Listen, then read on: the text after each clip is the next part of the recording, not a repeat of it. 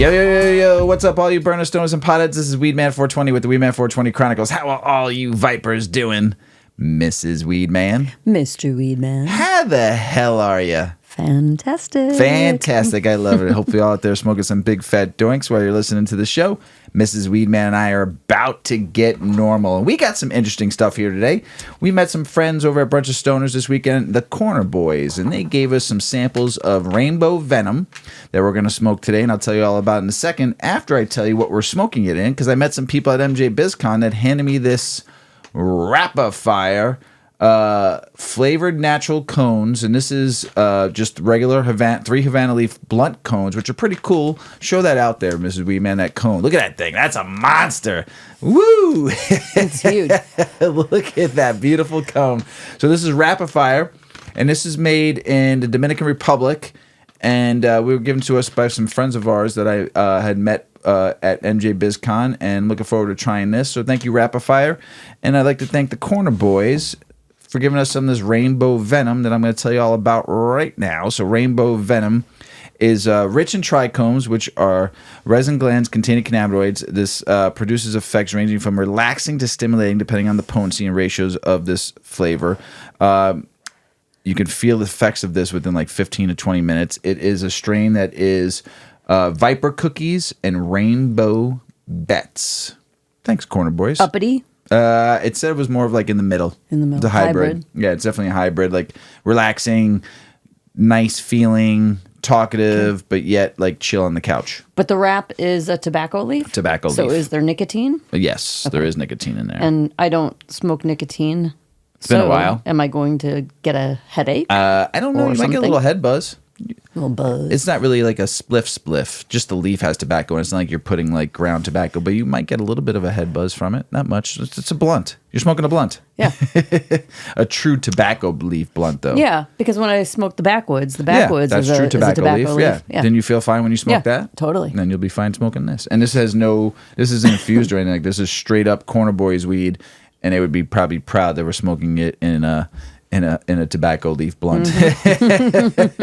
So thanks everybody for hanging out with us today, and we really appreciate this. I had a fun week last week.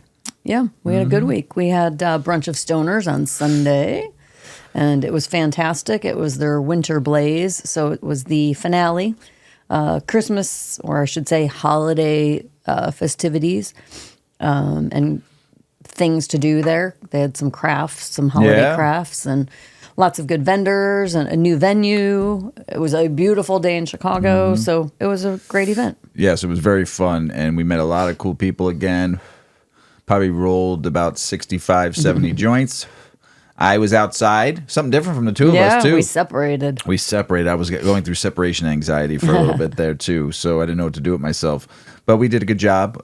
People that would come up, there was a lot of people that we knew, too, and new people, but sent people your way, you sent people my way. I was next to our good friend Spliff Society at Briggs over there, having a good old time with him and using his cones to roll doinks for people, and I was next to the Corner Boys. Yeah, and they gave us some free weed, and we got some free wraps from Briggs. It's always fun to see everybody and have a good time. Thank you, Felix and Elena, for always hosting such a great party, and all the staff that works there does such a great job. I don't want to start naming names because I can't remember. I can't name There's everybody. So many people that help. But thank you for all the hard work, the help of the setup, the help of the cleanup. It's such a fun time, fun experience to do Brunch of Stoners, and just to be a part of the great folks that come out and help put it all together too. So thank you, Brunch of Stoners, Felix and Elena, and hopefully you keep on going into 2025. And let's do this. So this is really nice. It's nice. It's smooth. You want to try it? I feel it. The wrap is really nice too. It's very impressive how nice and smooth burning. That is very slow. It tastes really nice. The true tobacco. They do different flavored cones too. I prefer just the straight regular tobacco. I like to taste my weed and not taste different flavors. That's just me. But they do different flavors. So, and I do like how it's slow burning. It took a lot of weed to fill that bad boy up, though. So, and like 2 grams. Yeah, it's probably about 2.5 grams. And it was also I'm like, I gotta roll another nug. So thanks, Corner Boys, for throwing us a bunch of that. So, Mr. Weedman went to MJ BizCon last week, and I never made it to the convention. Never got there. I saw a lot of posts about it from people posting on your Instagram when I came back because I didn't get to start another Instagram yet, but I got to hear some stories. And what I had to do, I was at the Cosmopolitan, had a bunch of meetings, did a lot of networking, met a lot of people. A couple of the companies that I was hanging out with threw some big parties. And I got to host some of the parties and have some fun at some of the parties. There was the True Terps party Terpenes party that was a lot of fun. They gave me like 10 different joints. Jill, the vice president, I got to meet, and I was downstairs leading people to the parties upstairs, like kind of being a host, having some fun. And she had asked me to help out with their party too, because they needed some of the people who were working downstairs next to me upstairs to help out. And I said, absolutely, I'll have some fun, because we're on the same floor and both parties were right next to one another. So I got to do that for them, and I got well rewarded with about 6 different big fat fucking that we wind up just smoking with people. But they did something really interesting. They're a terp company, and they had some phenomenal smelling terpenes, and they were doing some different types of resins and some different types of liquid diamonds and all this different cool stuff. But what they did was something different. They were trying to get people away from spraying terpenes on joints for flavor. So what they were kind of doing, which was really neat, was infusing the joint. So they would take you pick the strain you wanted. Like I picked wedding cake, and so they took the doink and they put it in a mason jar. But on the bottom of the mason jar was a cotton ball, like one of the makeup cotton balls, like the flat ones, right? Mm-hmm. I don't know what they're called, but like a makeup remover pad. Yes, thank you. Yeah. Like that. And they sprayed the terpenes on that, put the doink in there, and then they put it in like a hyperbolic chamber is what I'm going to call it. But it's actually just like a, God, I knew the name of it and I just forgot. It's like a vacuum seal, like a vacuum machine. I was calling it a hyperbolic chamber because I couldn't remember the name, but that's what I would call it. And for 5 minutes, it infuses the joint. Like it's not a spray on it, just like the vapor. The vapor, yes. The vacuum, essence. The essence goes into the flower and into the paper. And it was so I had done black cherry on top of wedding cake was the strain. And I didn't get I only got one, and they gave me a bunch of other joints, but they weren't infused with the terpenes. So it's a flavor, or it's a natural terpene? It's a natural terpene. It is natural. Mm-hmm. And it's terpenes from cannabis or terpenes from plants? Plants. Okay. Fruits. Huh. So it was different. I mean, I know of companies that spray terps on their joints or, in other different ways to get that flavor. Because cannabis terpenes are very volatile. They don't last very long outside of the plant itself. So a lot of companies use fruit terpenes or botanical terpenes, plant-derived terpenes instead, because it's very hard to keep They haven't got it down yet. I think most of the time cannabis terpenes usually last only about 2 weeks outside of the plant. So now this has like my mind spinning about these terpenes. So the terpenes are coming from something other than cannabis. Right. Natural. Yes. But phenomenal flavors. But terpenes from cannabis have benefits. Yeah, of course. When let's talk about entourage effect, right? Yeah. Some people argue that as a thing, but certain terpenes from cannabis have medicinal benefits or quality. Well, let's just say like qualities. Just like terpenes from plants too have they medicinal. do? Yeah. So even a terpene, but that means that when I eat an orange, I would have There's terpenes in oranges. They make me happy and think about Florida. That's good. But that's not like a. But that's a bonus, let's just say. But there is terpenes in the skin of now the I gotta orange. learn more about. So when you take an orange, right? Oh, I know. Yeah, and I get twist it. That's you the twist oils, the skin, the natural essential oils, right? Mm-hmm. In those are the smell, the flavor. That's terpenes. I get all that. Like I knew that, right? But I never thought about. I'm just thinking about the entourage effect. Like we use CBN because CBN actually helps you sleep. Cannabinoid, right? Oh, that's a cannabinoid, right. not a terpene. Hey, guess what though? Oh my God! I have something for you later on in the show. Look. I have a periodic chart. 5 years for you. into doing a podcast and being a consumer, and I don't fucking know anything some days. I'm like, Was I born yesterday? No, you just smoked. You just smoked some really heavy weed. No, but really, Because I you- mean, maybe I just never really thought about it Yeah. Well, as much as I'm thinking about it right now. Oh my God, what did we smoke? we smoked. What is the name of this? We smoked Rainbow Venom. Rainbow Venom. By I feel like I Corner was Boys. bit by something. Yeah, Shit. So anyway, I was at MJ BizCon, and Can't see their so good. True Terpenes bungalow was a lot of fun. Hung out with the Smokies crew. Their bungalow was a lot of fun. Got to meet a lot of cool people there. I also got to see our friend George from Dynavap. Mm-hmm. And I got invited to go to their suite and met so many cool inventors. That's cool. People that invent, not only just George has a new invention. I heard. I don't know if I'm allowed to talk about it yet, so Yep, I'm not so going to don't. talk about it Yep, yet. yep. Very cool invention Dynavap came up with. Plus some of his new Dynavap vaporizers. Where he was showing some of the new models. The titanium ones were really fun. Met some people. I met a guy named Wes, not our big Earl Wes. He was an inventor. He created. I can't remember the name of the machine. He gave me his card, but I have it upstairs. He invented a curing drying machine that can do it in 17 days. Cure and dry in 17 days, and it's this beautiful box looking machine, up to 4 pounds. You can cure and dry in 17 days. And I asked him, I said, could you get it down more? He goes, I'm working on getting it down to like 15, 14 days for the whole process. I'm like, that's cool. It was nice, beautiful Is it like machine. a humidor kind of? Like No, it's. I wouldn't call it Pressure? humidor. It's just don't even start asking me questions. Stop. do you see this weed? It makes my brain Yes. like. I can lead you to his website. You can look at it Okay, later. thanks. Thank you. I met another gentleman that created a vaporizer machine that it was very long and weird. The shape of it was like the handle. It was really cool.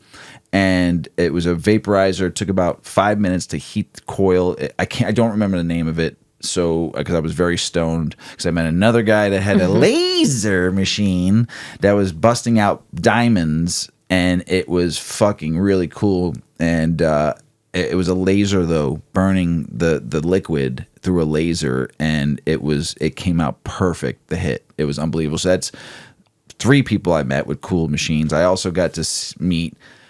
Who else did I got to meet? I got Sensi Magazine. I got to meet the astronomer marijuana list or something. I can't remember her code. I have her card too. I met her. She was dope. I met who's the bongs that you like? That My bud base? Dynavap represents. Oh, Jane West. She was there. Yeah. Got to meet her for a quick. They asked me how I got the name Boot. And I gave them the story because I met Joanne, her friend, who was a dispensary owner in San Diego. And I told them the full story. And they both said, thank you for your service. I said, I'm not a Marine. But one day we'll Right. tell my story, how I got the name Boot. And they heard the full effect story. So, because they It's a said, colorful tale. yes. And I'm all bundled up in my big wool sweater tonight. it's a very nice sweater. It's cold out. And then you go down to the Cosmopolitan. Everything was happening in the Cosmopolitan Hotel. The Cosmo was for short. But there's a bar down there called the Chandelier Bar. And the first night, it was busy. The night I got there, Tuesday, was busy. Tuesday night. Wednesday night was fucking murder. That casino bar was fucking. You couldn't even get to the bar to get a drink. I gotta see what it looks like. You couldn't even even go to the bar. How to many get a drink. people deep? It was probably Like It 10? was bad. It was bad. I wind up going up to the bungalow and just grabbing another beer and coming back down. It was faster. Wow. Every table was full. Casino table was full. The who's who in cannabis was Whoa. there. Like there, it was 1:00 in the morning when I left the Dynavap party, and it was fucking mobbed. Wow. So Oh, like the whole place is like you're inside a big Yeah, chandelier. yes. That's cool. yeah, and It's a lot. It's So- very Vegas. very Vegas. Phew. So all the tables were full. So like around 1:30, I'm like, you know what? I've had enough. I was done. I worked my ass off. I mean, I was hosting and doing a lot of work. I was working all day with meetings and stuff like that too. So it was a very busy day. So by like 1, so I found out there was some friends that were over at the Planet Hollywood Hotel, where I was staying at anyway. So I'm like, I think I'll just go over there. And we played roulette till about 3 in the morning. Sweet. Smoked one joint outside and had a beer for the ditch, and I was in bed. But I will tell you what, it was a lot of fun. And what, you're looking at the bar? Yeah, I walked through there. Yeah. I didn't realize that it was that place, but Packed. I mean, unbelievably packed. I mean, I met the first night I was there at that bar. It was not as busy. It was busy. Saw a lot of people I haven't seen in a while either. People I've met from Ohio, people I've met from the East Coast in cannabis, people I've, of course, from Illinois, people I've met from the West Coast, people I haven't seen in years, people I worked for or worked with or did business with. And that was just in the Cosmopolitan. wow. That wasn't even at the convention, which I never made it to. So if anybody wants to tell me about it, please do. I'd love to hear more about it. But it was very cool. Next year, you have to go with me. You have to come with me next year. There was all sorts of fun going on. All different kinds of stuff. Ask me off air one day and I'll tell you all more stories about what went on there and how much fun it was. But Vegas is... whew. Vegas is Vegas. Vegas is Vegas. What happens in Vegas stays in Vegas. That was only my second... Well, I just told everybody what happened in Vegas, so I guess it doesn't stay in Vegas. So, well, you're not supposed to tell everybody. So I lost maybe like $20. I don't really gamble. I suck at gambling. I don't suck at gambling. I just don't like to lose money. Well, if you only lost 20, it means you must have been up for a while. No, I wasn't up at all. Oh. I only bet $20 and I lost it. Oh, that's. But you want to know something funny? What? I found $20 on the street. So did you gamble it? That was the $20 I gambled with. Oh, and I lost so you it. didn't lose anything. I didn't lose anything. Come on. You went to Vegas and you only gambled. I gambled more than that, and I don't even care about gambling. Just don't really care. $100 at least. I was having fun just watching people play roulette. I was talking with people around the table. You know, I wasn't really in the mood to gamble. This wasn't my thing. I think people go with like thousands. Tens of hundreds of thousands. Some people go to. Well, I'm saying like the average. Oh, some people go like I knew people that brought grand. like, hey, I got a grand. Like they save up. I bought a grand with me for the 3 days I'm here to gamble with. Just if I win fun. it all, great. If I win more, great. If I lose more, I don't care. I saved up $1,000. Here's Mr. Weedman. Yeah, I bet I got $20 that I found on the ground. Cheap ass. Your buddies were probably just rolling their eyes. Oh my god! No, they didn't even Boots know. of cheap ass. They didn't even know. They're like, "How much did you put on the table?" Don't worry about it. You're out already. Yeah, I'm just gonna go I'm gonna go have another smoke and go people watch for a little bit. You know, I just wasn't in the mood to gamble. My mind wasn't there. You know, to just sit there and play. I was too amped up. I was too high at one point, like fun high. Like I didn't want to just sit somewhere. I could have just walked the streets, but no one wanted to go walking with me. So, you know, plus there was some mushroom bars going around. So that was fun too. I had a couple. That had to be interesting to be in that environment. Oh, it was great. I wanted to do more. I didn't have enough. Yeah. I only did 1.5 grams, and I wish I had like 3-4 grams, and then it would have got wild. It would have been fun. Then the visuals would have started. You know. But then you don't really want to like have to have conversations, right? No, who said I need to have conversation? I just would have walked around and just been me. Right. And, I'm saying you want to do that later when you're done talking. Yes, and I was done talking. Yeah. I was talking for 2 days straight. But if you're in the industry, or if you're not in the industry, and you want to check out the business side and also the let loose side of cannabis, MJ BizCon is the place to be. You know, but like you said, there are a lot of people that go there to be vendors. Yep. There are a lot of people that never intend to be vendors. They go there for networking. Yep. And the networking is both people and meetings that happen within the convention and outside of the convention. So you guys just had slammed back-to-back meetings outside of the convention. Right. So The convention's a lot of money to set up a booth. And for some companies, it's not really worth that to do something like that. It's more worth having a party. And spending the money, your marketing dollars that way, and inviting people you know that you've done business with, people you want to do business with, and people that just come because they like your brand. Right. You know? But the real business, the real true business happens around the Cosmopolitan, course. around the Chandelier Bar. I think I did a napkin plan for somebody. Did you? Yeah, I think I kind of wrote some numbers down on a napkin. And I actually gave the dude, Wes, who owns that one company, I gave him actually a sales plan. Nice. Yeah, because he asked me my opinion. He goes, "What do you do for a living?" I said, I build relationships." So he goes, "You're in sales?" I started laughing. I said, "Yeah, I'm in sales." And he goes, "Well, what do you think?" And I gave him, basically broke it down to him in like 8 minutes, a business, like a sales plan, like a go-to-market strategy, what he needs to do to sell this, and how to get people to buy into what he's selling. And he's like, "Damn, you're right." I said, "Thanks." I said it was probably the mushrooms, but or the weed. So one or the other. They made me smarter at that moment.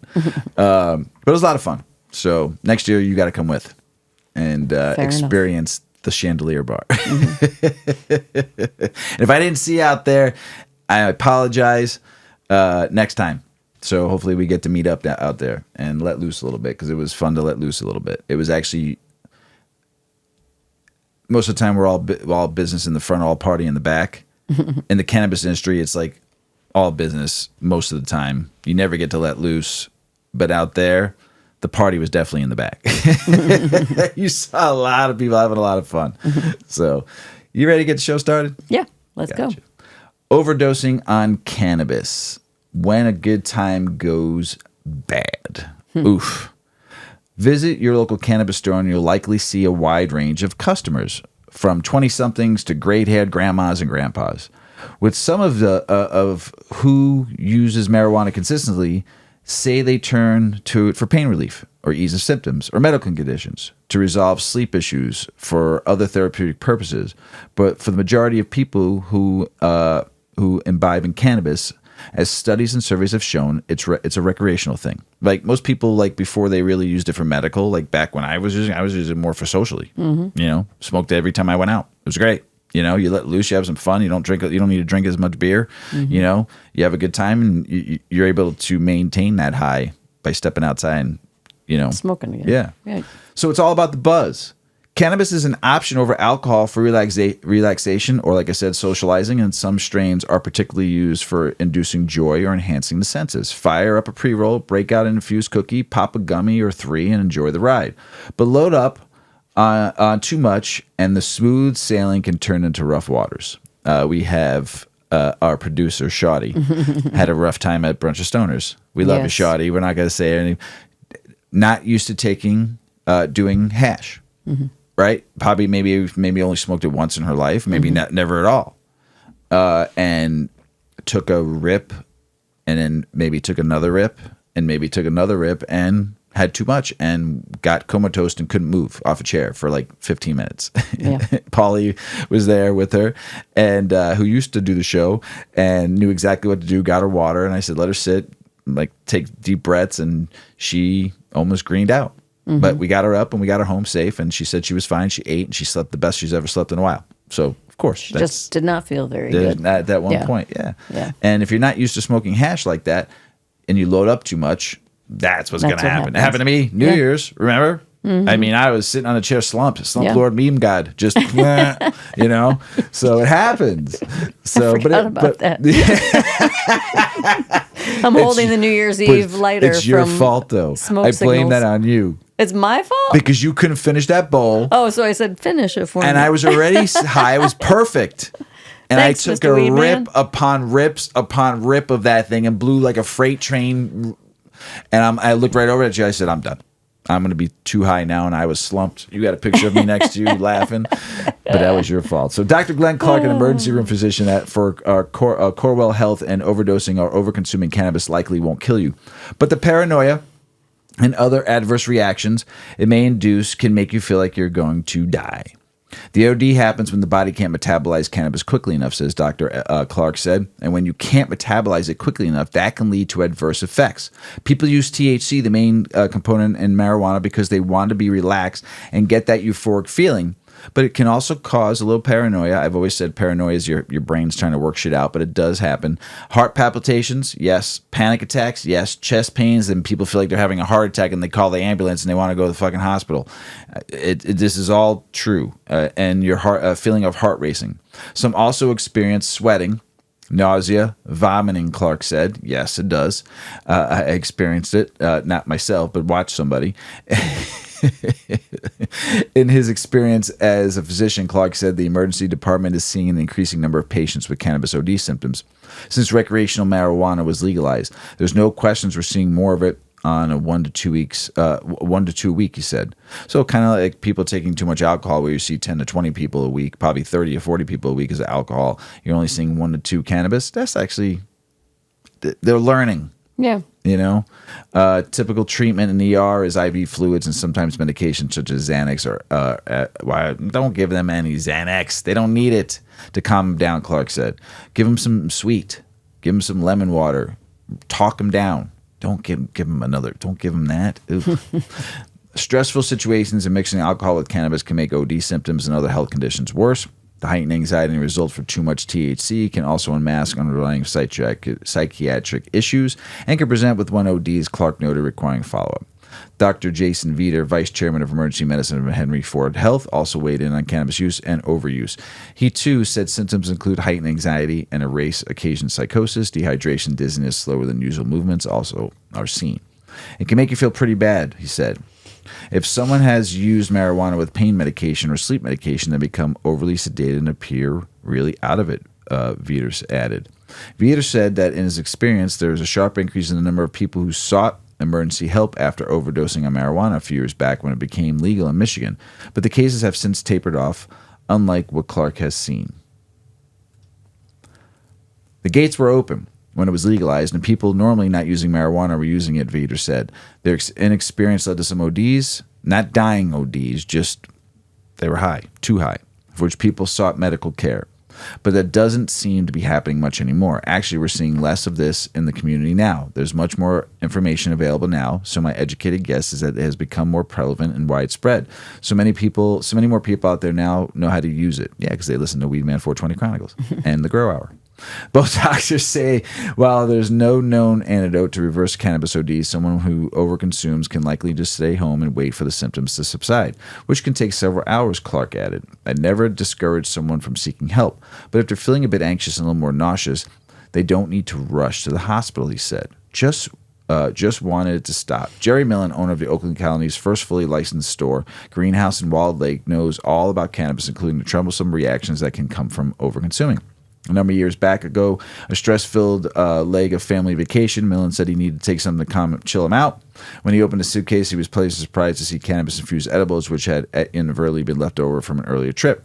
I was glad to see it, and I ate it, Millen said. Then he read the package and saw it was 100 milligram, exceeding a large amount for him to consume. I started thinking, oh, Lord, he said, and he had realized he ingested 4 times more than he had known people to use a single dose. I told my wife, and she said, I had been smiling a lot for the past few minutes, Millen said. But then it started kicking in, and it wasn't funny, he said. I started making deals with God, saying I would never do this again, Millen said. I just hid under the blanket in bed. The television seemed 10 times louder than usual. I wanted to make myself throw up, but I couldn't. I wanted something to bring me down. I was so high it was insane. I just wanted to stop. I felt like it was spinning a ride at a carnival, and I couldn't get off. But I knew I wasn't going to. Start low. Go slow. Go slow. Hours later, the effects had worn off for Millen, but the ordeal gave him his firsthand knowledge about what can happen if you use more cannabis than your body can handle. Hence, our producer, Shoddy. and he's trained staff at Greenhouse already with guidance for customers that don't have the same unpleasant experience. Millen's credo: start low and go slow. It's always good to start with less and work your way up. He noted noting that some edibles can take 2 to 3 hours before they take effects. Also, he advises people, especially new users, to keep a journal, right? We've talked about this before. Treat it like a medicine, whether you're using it medically, purpose, or recreational. Write it down. Be aware of what you're taking and keep track. As he cautious against consuming alcohol or drugs with cannabis, just don't, he said. Those of his staff called bud tenders have access to extensive library of literature and can further advise about dosing, effects, and do's and don'ts, he added. That goes for medical as well as recreational cannabis. Everyone who works here uses cannabis. We do our research and can tell people what works and what doesn't work. Cannabis science has evolved so much in the past 5 years, and there's so much being discovered. We pride ourselves on our knowledge. Great. That's a great store, you know? Mm-hmm. Hold on one second. Not many marijuana stores can talk about health like we can. There aren't many medical marijuana stores left, but I made a promise long ago to my medical marijuana customers that I'm going to be here till the end. And then keep it from the kids. Clark and Vader remind to take precautions from keep marijuana products away from children. But be responsible. Lock it up. Keep it away. Explain to your kids, though, if you hide it from them and they find it, they're not going to know. They need to know cannabis is legal. They need to know what it is and why they shouldn't take it. And then you take it and you lock it in a lockbox. Mm-hmm. Or if you have a safe. Just because kids are curious. Right? Right. I was. There's also the cannabis hyperemesis syndrome, which is a real thing. We've talked about that on the show. So just be careful. They're saying that with cannabis hyperemesis syndrome too. You shouldn't be using cannabis. You know, and that's the condition where you just get nauseous every time that you consume. Severe, unrelenting vomiting, and intense abdominal pain, and it's not completely understood yet why. Yeah. And like I said, we talked about this years ago that it was from neem oil that was being sprayed that was giving people, but who knows? You know, that's what I read a few years ago, and I had stuck to that. And I put that out there with articles and people talking about neem oil being used or pesticides being used and making people sick on cannabis, but they still don't know. So to cure yourself from that, you have to take extreme, like hot showers is the only calming of it. And it takes a while for people. I mean, I've talked to some people that have had it. And they can't smoke weed anymore, and they used to love smoking weed, you know. So, you know, let's face it, people are going to use cannabis. Cannabis consumption is here to stay, right? So there should be no judging of what people do anymore. We don't judge you if you drink. We don't judge you of what you do in your life. But if people like to smoke weed and they like to use weed, if they're professional, if it's their vice, or if they just like it socially, if they need it medically, there should be no judgment. Mm-hmm. And if people use cannabis in their household, what they do in their house is what they do, right? Yeah. That's what I believe. Also, I feel that as I was reading this article and putting this together yesterday, my thing with this is we need to, and I had this talk with O-Dog's boyfriend too at the dinner table on Sunday about low dose weed. We talked about Colorado starting it, and it's starting to make amends. I mean, higher THC makes money. But we're not introducing the new people that want to get back into cannabis or try cannabis because they've never tried it before. And then they go to a dispensary and they ask for some flower because that's what they know. And, oh, what do you want? Oh, I want something that's going to put me on the couch. Oh, you should try. When you say that and you don't know what your THC percentage is, what the other cannabinoids are in it, whatever, and you just ask that you want something that's going to help you relax. The bud tender doesn't know that you're inexperienced. You sound like you just want a strain that's going to help you relax, right? Instead of being us teaching people going, this is like a 28%. Are you used to that high of THC? No. We need to have strains for the beginners, beginning strains, right? New low dose, higher terpene blends, multiple cannabinoids in there, but low dose 8%, 6%, 9%. Here, I'll put it in perspective to beer. I can't drink a fucking 9% double IPA every day, nor do I want to. Right. But I like a good 3%, 4% Pilsner that I can drink one a day. You know? Same thing with my weed. I like the low. I've said it from the beginning. I like 14, 15%. And in the daytime, I don't want to smoke a 22 to 28%. The dispensaries should have a filter on their websites when you go online to order that allows you to pick a category of THC content. So you could say... They do. They do? Yes. Oh, so you can search by Yes. THC. But maybe like categorizing it as a new, like a new consumer. And then maybe like explain what a new consumer is. Newbie. And then... Just put newbie. Newbie. Here's what you should be taking in, how frequently, like some advice, some basic that falls in that when that screen pops up with the lower dose Yeah, of cannabis, I agree, like 100%. explaining who that's good for. The newbie smoker tab. Or the person who wants to Or consume are you all new day. to cannabis? Yeah. Are you new to cannabis? new? This Yeah. button's for you. This click here. But it's more than just being new. It's also just people who want to be able to microdose all Right. day. Or, Yeah. But I don't even think we need to call it microdosing when it comes to flower. Right. Why? I want a low dose. I want a low beverage strain. Right. Right? I want a 4% beer, 3% beer. Like I call it table weed. I want table weed. Just like they had table wine and table beer. Right? 2%. Kids can drink it. It was healthier and safer than the water, right? That's where table wine and table beer came from. I want table weed. I want 4 to 8% where I can just pick it up and feel like I there's not so much up here. It just makes you feel a little alive, you know, just like smoking a cig. You know, you get that nicotine goes right into your head and you're like, woo, but you're not high. You just feel good.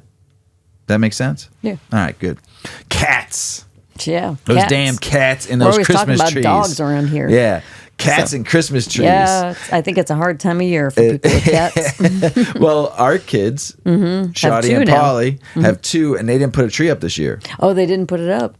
They were They debating. put a little small little like because the cats would have plant. trashed it. Oh yeah, especially Poe. The new kitten likes Poe. to pull all the soil out of plants the new too, kid. right? Yeah, they had to hide everything. Yeah. So Poe, So- Edgar Allan Poe. Yeah. So Can CBD keep cats away from the tree? Yeah. While it seems cats do things just to annoy their owners, there are many felines that enjoy being up high to survey their surroundings, and the branches of your Christmas tree provide a fun climbing challenge. They are also attracted to shiny objects like ornaments and lights. Like humans, cats enjoy the smell of live evergreens too. Alone, CBD cannot keep cats from exploring, but it can be used as a tool to relax and help them lose interest in wrecking your tree. CBD for cats has gained popularity among pet owners seeking alternative treatments for various feline health issues. CBD is generally considered safe for cats when used appropriately. CBD, or cannabidiol, is a non-psychoactive compound found in hemp plants that interacts with the endocannabinoid system in cats, potentially offering benefits for anxiety, pain, inflammation, and overall wellness. CBD could help cats with several issues during the holidays, including reduced anxiety from visitors, decorations, and changes in routine. It can help alleviate pain and inflammation, which may worsen in colder weather. And with the possible changes in routine, it can help with sleep quality. And regarding the actual tree, it can help them chill and relax. It's important to use products specifically formulated for cats, as human or dog CBD products may not be suitable. Follow dosage guidelines carefully. Consult with your veterinarian before starting CBD, especially for cats with health issues or on medications. Typically, CBD comes in oil or treats. The oils allow for precise dosing, while treats may be easier to administer. Other ways to keep your cat out of the tree is having a fake tree, which can be less dangerous than a real one. Having a smaller tree, because it can be less damaging if it falls over. Use a heavy base or weights to prevent the tree from tipping over. Cats dislike citrus and foil, so you can wrap the tree trunk in foil and put orange or lemon peels around the base They don't of like the tree. cucumbers either. Put some cucumbers around the tree. Hang them like ornaments, like dangle Put a slices of couple pickles, cucumber. 2 tree pickle. Place cheaper, less sentimental decoration toward the bottom of the tree, and try choosing wooden or plastic ornaments instead of highly reflective ones. Cats are curious. So maybe a little CBD over the holiday season would be helpful for you too, because after all, cats will do what they want to do. Yo, Felix, pass the CBD. Cats. They're cute. They're a pain in the ass, though. They're getting a lot of mischief, those little kits.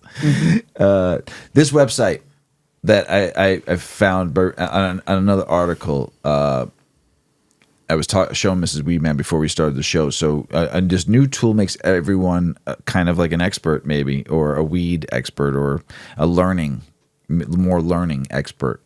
Walking into a dispensary for the first time may feel overwhelming for some, and this is going into the holiday season right now, where this is maybe a lot of people's first time going into a dispensary because they're either buying a gift for somebody they know that smokes cannabis, right? Or they want to have some fun this holiday season and bring some edibles or a joint to a holiday party or a family party, or of course we have New Year's coming too. So people like to enjoy cannabis now. The amount of information can make some people black out, not getting any valuable details. The bartender explains having an educational materials to pour over at home is often the best way to learn about complicated concepts like endocannabinoid system and compounds in weed. They used to look like piecing together many well-researched articles, but not anymore. Accountability developed a periodic table of cannabis molecules for the exact reason, to provide comprehensive, interactive information that can propel general weed knowledge forward. And Mrs. Weedman is going to post this on when we list all the articles out. So check it out on either our YouTube channel or any of the platforms that Weedman 420 Chronicles on, which I think we're on every podcast platform. So this is just like that other one we sent, that other post we did about what was the name of that? What was the name of that article I posted a while back ago? It had the whole entire manual. It was like a manual of weed. Oh, yeah. That was great. It was like a Cannabis 101. Yes, hold on. I have it on my phone because I always keep it on my phone now. So I just want to remind everybody what that is too. That is What's in Your Cannabis, a patient and consumer guide to navigating cannabis safety. So with that manual that we posted on an article, and this website, Accountability, the Cannabis Periodic Table of Molecules, should be your answer to everything you need to know and learn about cannabis to make you understand it better, plus the Weedman 420 Chronicles and the Grow Hour. Right?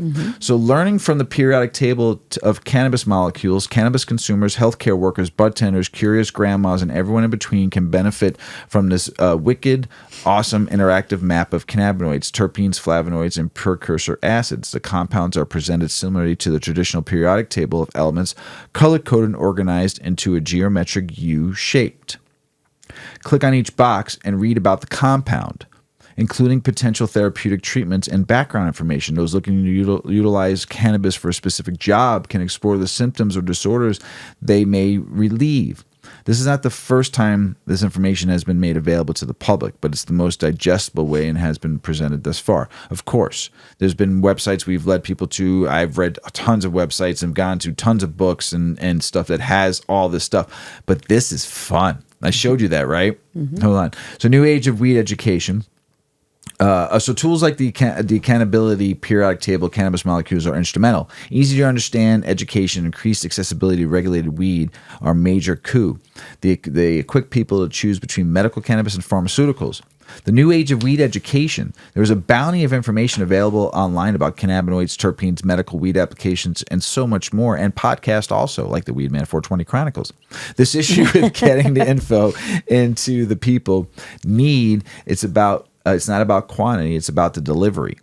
The interactive tool is a meaningful setup in the right direction. The weed lover in the family, friend group, or workplace who fields frequent questions about which strain, cannabinoid, or product someone should get would benefit from bookmarking this one. So absolutely, it's so cool. I'm just going to go to the website real quick. It's called the Cannabis Periodic Table. So I was showing Mrs. Weedman earlier. So let's just go to sleep. I'll click on the sleep aid sedation.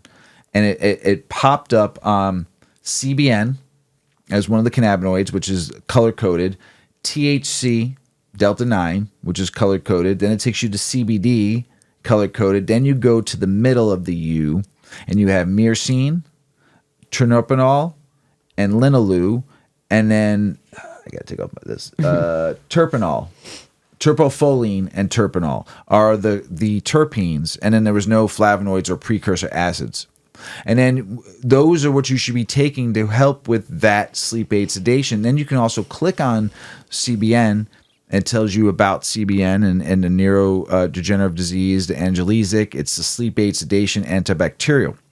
CBN tags. It tells you background info. CBN as an analgesic. CBN as a neurodegenerative disease. CBN as an antibacterial. Then there's a PDF article, and then there's also a video testimonial. That's great. And then accountability table facts. What are the boxes shown represent? How were the boxes selected? How were the symbols determined, and what do they mean? Why is the chart organized into 4 sections? Why does each section represent? How were the atomic masses calculated? How should this chart be used by consumers? Is the chart preparatory to accountability? And then the disclaimer and yada, yada, yada. Well, so there's a lot of information. And it's very easy, clickable, everything. Yes. Yeah. It's the big periodic chart. You click on your topic. It explains this little box over to the right that explains the molecular mass, the name, and the symbol of it. And then but underneath it says what color-coded of cannabinoids, terpenes, flavonoids, precursors, and then a little note. Very well done. Accountability. Yeah. And thank you, Green State, for posting that and then me having to learn about it, so then I can talk about it on the show, and then the masses can use this information to help and teach and also educate people on this. And I think it was wonderful. Another wonderful website. So don't panic. Yeah. It's organic. Yeah. That's catchy. That's pretty good, right? Clean cannabis is what we've been talking about lately on the show. Tell us about it, Mrs. Weedman. So what is organic weed, and how do you find it? There exists a divide between those who value organically produced goods versus those who favor conventionally produced versions. Complicating matters, what one person considers organic may differ greatly from another. And standards vary between nonprofits and businesses that certify what is or is not organic.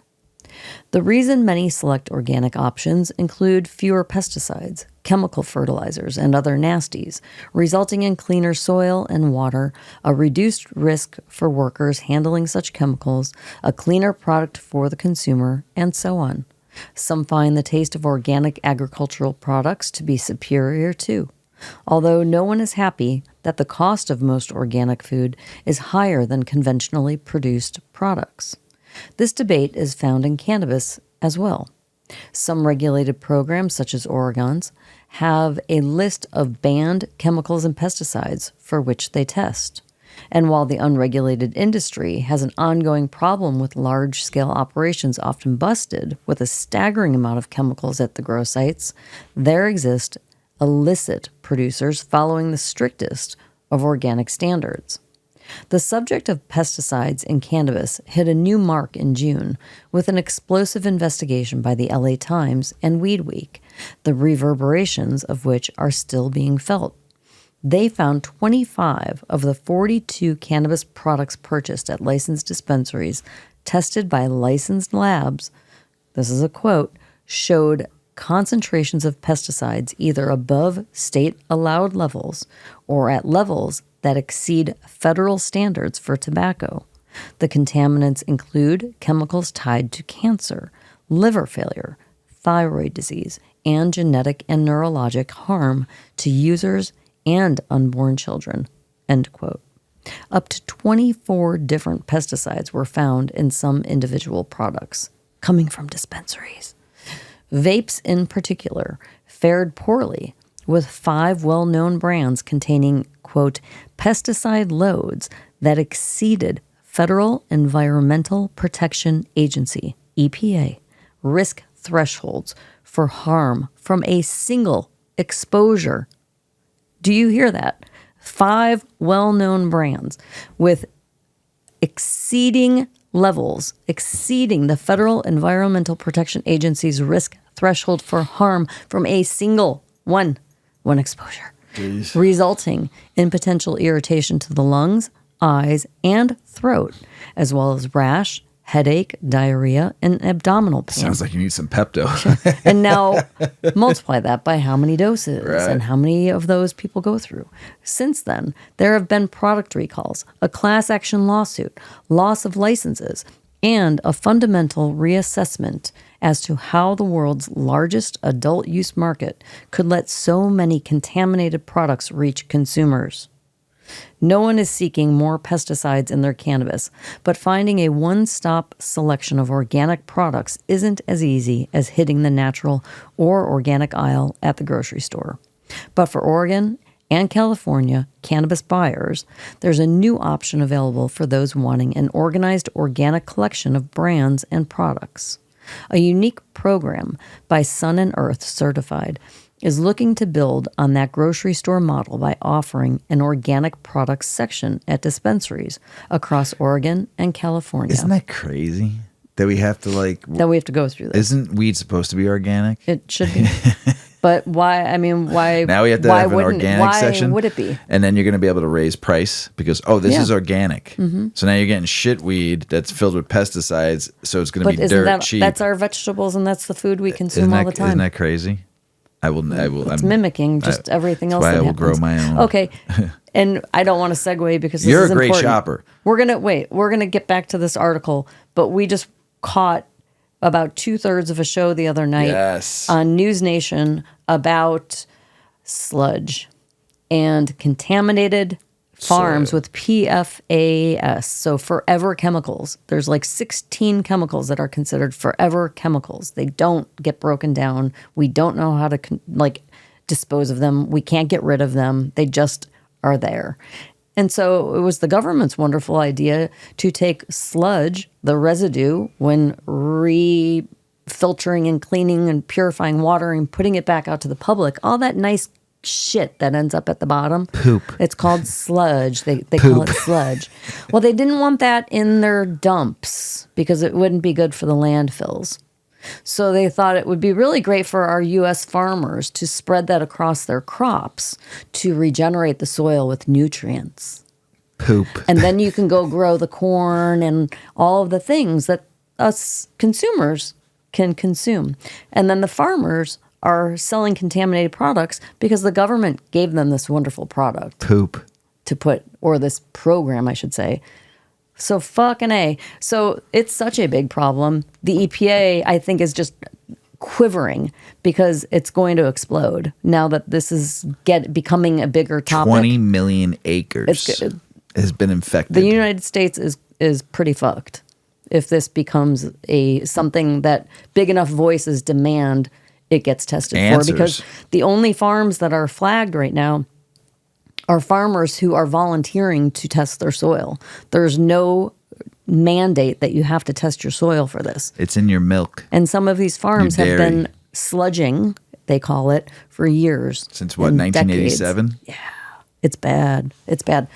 So back to clean products, organic sections at your dispensaries. That would be great, right? So this pilot program is available at 11 Oregon dispensaries, as well as numerous across California.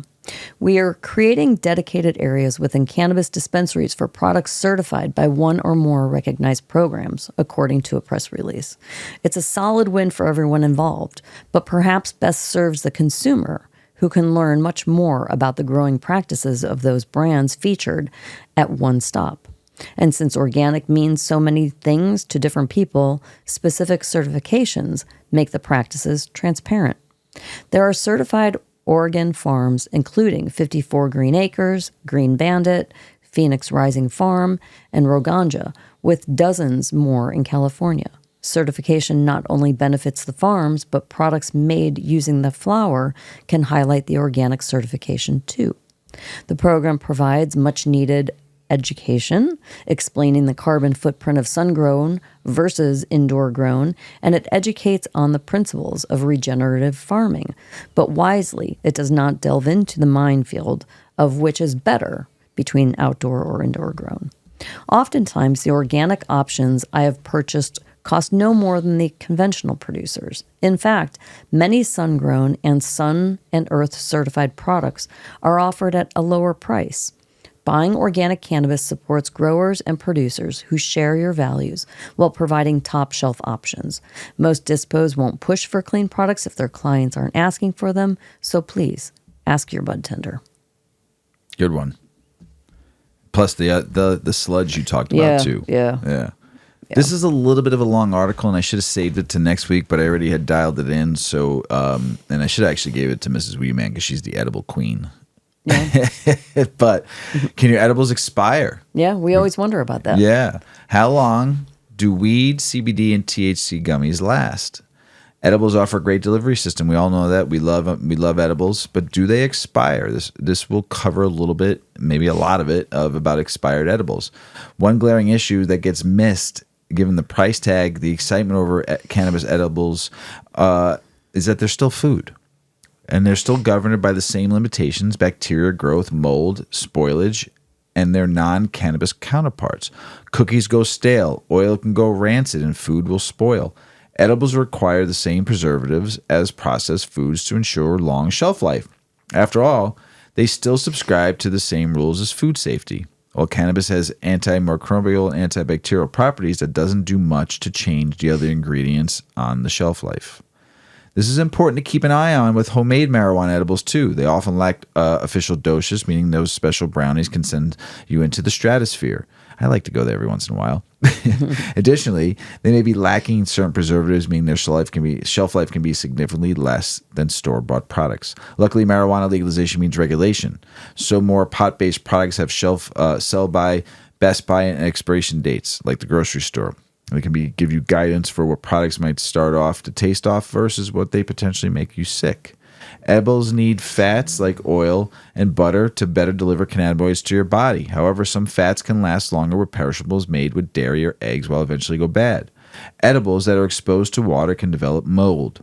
When in doubt about the expiration date of an edible, defer to the non-cannabis version of shelf life of its ingredients. Haha! If you're planning to stock up on edibles, it's also important to know edibles can lose their potency. THC can degrade over time. While cannabinoids do not magically become toxic, they can lose some of their psychoactive properties, which is why you bought those magic brownies and weed gummies in the first place.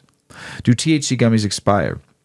THC gummies and many cannabis-infused hard candies have an indefinite shelf life. Most of them say a year, but this is saying indefinite. Gummies are made with sugar, gelatin or pectin, and water. Even gummies made with beeswax have potential to last a long time, as beeswax doesn't expire ever. Remember that? We learned that from the honey guy in Canada. Honey does not go bad. And somebody asked him, and he was specific, I know it goes bad. He goes, okay, 5,000 years. Yeah. And we started laughing at him. Individually wrapped candies are also likely to last longer since they're not exposed to water or germs, which can increase mold and bacteria growth. Gummies do not generally go bad, but they still have a risk of mold. Yes, they do. Keep the eye out for any discoloration or white. You'll find white spots. Yeah. If they get very grainy or dry, and of course, if you see mold. Can weed gummies lose their potency? While some candies cannot expire, that doesn't mean they will always retain the potency. THC hates sunlight and oxygen. It will also naturally degrade over time when exposed to light or heat and convert into a completely different cannabinoid called CBN, which we take every night along with our THC. While not the end of the world, this means that they lose a little psychoactive properties, not to mention CBN is more likely to make you tired. If you're overcooked your homemade edibles, you may have converted your THC into CBN and is more likely to get you into bed than get you high. Both. How long do edible gummies take to expire? As a candy made from water, sugar, and gelatin, pectin, gummy candies can have a fairly long shelf life. Gummy recipes can vary. This can affect their individual expiration dates. Standard gummy candies can last from 6 months to a year, even much longer. Cannabis products are often stored in airtight containers, so the store is a cool, dry place. Your edible gummies can potentially last much longer. And open packages of gummies will potentially last longer than the ones that have opened because when you open them, you expose them to oxygen and bacteria. Remember, opening packages and touching unused candy with your hand exposes it to various microbes that can speed up the spoilage. With regards to THC content, studies point to the confirmed 12% degrade. Oh, so 12% THC over the first 100 days of storage. You lose. Equivalent to a rate of 3 to 4% each month. But this is for the cannabis flower, not pre-made products. The handling and cooking of edibles has much more changes to these numbers. If you're curious about the shelf life of the cannabinoids, especially if you grow your own cannabis or edibles, here's a cannabis stability calculator. How long do edibles cookies last? Edible cookies are made with milk and eggs, which means that they're much more to spoil. Freshly baked cookies only last about 3 days before they can start growing mold or make you sick. Preservatives can extend the time, Edibles are likely to have some. It's best to default the best by date and package your cannabis cookies to avoid food poisoning. Keeping your baked edibles in a refrigerator or freezer can potentially increase the shelf life. Did you hear that? Keeping your baked edibles in a refrigerator or freezer, which we keep, if we know we're not going to eat them, we put them in the freezer, can potentially increase their shelf life. However, the dairy and egg content may make them them more likely to spoil. Luckily, they're likely to spoil before too much THC degrades. Do edibles lose potency after a year? Besides expiring, edibles can lose potency over time as THC degrades. A year is about the time it takes for the THC to degrade enough to lose its effects, but it can occasionally degrade even more quickly. Cannabinoids can have a shelf life of 2 years if stored properly. However, THC has quite a few enemies that could speed up the degradation. THC's worst enemy is oxygen, which increases its chances of becoming CBN. When THC becomes CBN, it becomes less psychoactive, but CBN can still offer a subtle high and euphoric and relaxed feelings. Is also more likely to make you tired. Heat and light also increases the speed of your edibles lose in their potency. Use 8 decades jars. Store edibles in a cool, dark, dry space whenever possible. Try leaving them in the original packaging, and don't open the package unless you plan to consume the contents within the next 3 to 6 months. Can you freeze edibles? If you want to preserve your THC edibles, you can try freezing them to retain their potency and stave off spoiling. Freezing edibles will stop them from being exposed to heat, light, and oxygen. Like with cannabis flower, freezing will not affect the potency of the cannabinoids because they have bonded to the oil or fat. Other ingredients are likely to degrade before the cannabinoids start to. The only issue with freezing edibles may be the taste. After all, if you invested the money in purchasing delicious edibles, you may not want to ruin the flavor or texture. Definitely consider freezing cookies and other baked edibles, as a porous texture increases their chances of oxygen exposure and have a shorter shelf life than other edibles. However, with beverages, candies, and more unique edibles, use your best judgment for how freezing them might affect how they might taste. Can you eat expired edibles? We talked about this the other night, right? Hold on 1 second. Like how expired? There's nothing stopping you from eating expired edibles except potentially the smell or taste. Cannabinoids don't become toxic and you will not die. However, you do run the risk of foodborne illness, and the larger question is, will they even get you high? It's best to give sugar-based edibles the small test. After all, candy can have a long shelf life, and only by flavor or smell can you detect potential mold or pathogens. Depending on how long you've had the edible, you run the risk of eating something that you might make you sick and run the potential of only enjoying a subtle relaxing high of CBN. Food safety is the biggest issue with rewards to the edible expiration, so it's best for you to use judgment and definitely discard any edibles that smell or taste. What happens if you eat an expired gummy? Eating expired gummies is not the worst thing in the world. Given their long shelf life, you may just lose some texture or flavor quality. There's also the potential that THC has degraded and you will have a weaker high, relaxing experience, or no high at all. There's potential for exposure to mold, fungi, or bacteria, so just keep that in mind, but you would know your chances at first bite. Do CBD edibles expire? The answer is yes. CBD edibles can and do expire. However, CBD edibles tend to have longer shelf life compared to CBD products, and they're properly stored. Again, cannabinoids can behave differently when bonded to fats. Likely any food product, CBD edibles can go bad over time. Factors like heat, oxygen, and moisture can increase the chemical breakdown of the ingredients or growth of bacteria or microorganisms. Like THC, exposure to oxygen and light increases the chances of CBD oxidizing and degrading in quality. Over time, expired CBD edibles will lose their potency as the CBD content degrades and can also turn into CBN. They are unsafe to eat. Mold grows. Consuming rancid edibles can potentially cause gastrointestinal distress. What is the shelf life of a CBD edible? CBD edibles have a shelf life ranging from 4 months to 1 year, if properly stored, even longer. How can you increase the shelf life of edibles? Part of what makes marijuana so magically is the countless biochemical reactions on your body and its cannabinoid system. That being said, there are chemical reactions that can affect the life of your edibles. Here are a few tips for keeping your edibles fresh. Store in a cool, dark place, away from heat and light. The ideal storage temperature is 60 to 7 degrees Fahrenheit. The fridge works too, but may harden or dry some edibles out over time. Keep edibles in an airtight container. Limit oxygen and moisture exposure. Consider vacuum sealing extra sensitive items. Inspect regularly and discard anything that smells, tastes, or appears off. Don't take a chance with mold. Moldy sections, it's not cheese. You can't rip it off like cheese and eat the rest. It's been done by me. Moldy sections can contaminate the whole package and exposure your foodborne pathogens like Salmonella, E. coli, and Listeria. But only what you expect to consume within a few months. The shorter the time edibles sit around, the less it degrades will occur, and the more they'll preserve their potency. Be mindful of manufacturing dates and allow Best Buy for expiration dates on packaging. While not definitive, they'll give a guide of expected freshness. For baked goods, store the freezer significantly, slow stalling, and extended shelf life. Allow to thaw before consuming, as cannabinoids could be trapped in ice crystals, its taste, or throw it out. How long does an edible high last? We all know we've talked about this. Depends on your body. It's got to go through the liver. 11-hydroxy gets formed through proteins, but some people can't process proteins through the liver, and you can't get high from edibles, but usually it takes about 45 minutes to 2 hours, depending on your body fat. And I'm not even reading it. This is all knowledge. So depending on your body fat, your body weight, how fast it goes through your system, because don't forget, you got to go through your small intestines, and then it goes out through the bloodstream, and boom, boom, boom. If you ate a heavy meal, it's going to take even longer, so be careful. Make sure you ingest properly. If you want to get high faster, eat first.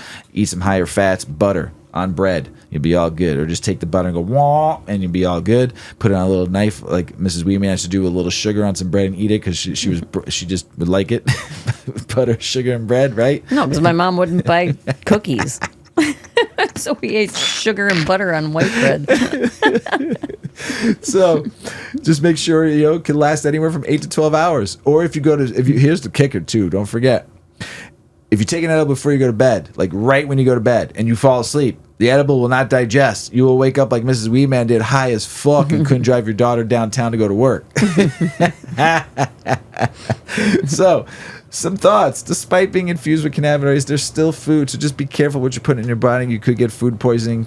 Just like any food object, make sure you're storing it correctly, like we talked about. So enjoy your edible. Start low and go slow, everybody, and have some fucking fun, because edibles are great. Okay. So, yes. It's the holiday season. It is. And not everyone's happy at the holidays. As I said on the last episode, I'm kind of Scroogey sometimes. And how do you have a happy holiday if you're just not everyone's always happy, and can cannabis help? Yes, cannabis can help. Tell us about it, Ms. But Weedman. I think more referring to not necessarily, being grumpy. It can help with being grumpy. It can help with being anxious. It can help with being depressed. Being Scroogey. Yeah. It's supposed to be the most wonderful time of the year, but for many, it's not. Whether it's due to the loss of a loved one, illness, or being alone, it can be a tough season for many. In one survey, 10% of those over 55 say that they won't have anyone else in their home this holiday season. But maybe cannabis can help. It may help alleviate symptoms of holiday depression in several ways. Cannabis, particularly strains high in CBD, can reduce stress and anxiety associated with the holiday season. CBD interacts with serotonin receptors in the brain, potentially producing antidepressive effects. According to a survey by the American Psychological Association, 38% of individuals report increased stress during this time of year, stemming from various responsibilities such as shopping, cooking, and entertaining. The pressure to create a perfect holiday experience can lead to feelings of overwhelm and inadequacy. Microdosing cannabis can be an effective way to manage holiday depression by consuming small amounts of cannabis, typically from between 1 and 2.5 milligrams of THC. Individuals can experience mood-enhancing effects without feeling intoxicated. This approach can help you ease stress and anxiety. It can also help you reframe the self-expectation pressures into more manageable and realistic goals. Microdosing allows for better social interactions and increased productivity too, which can be particularly beneficial during family gatherings.